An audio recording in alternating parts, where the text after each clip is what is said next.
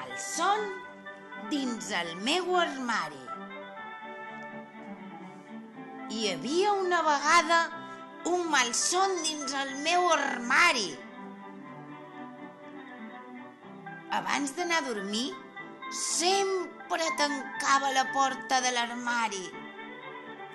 Tenia por de girar-me i mirar.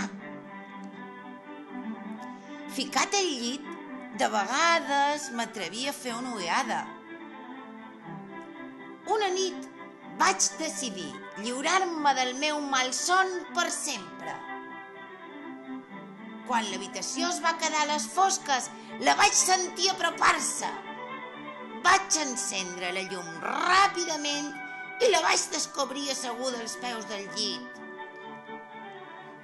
Ves, malson, et punxaré amb la meva espasa de jogueta, li vaig dir.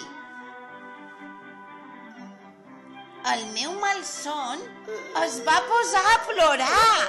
Ell també estava assustat. Jo estava enfadat, però no gaire. Xxxt!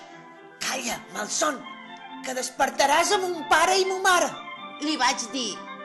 Però com que no aturava de plorar, la vaig agafar de la mà.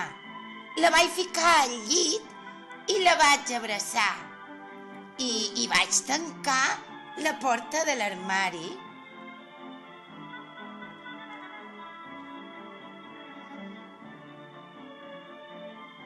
Crec que hi ha un altre malson dins del meu armari.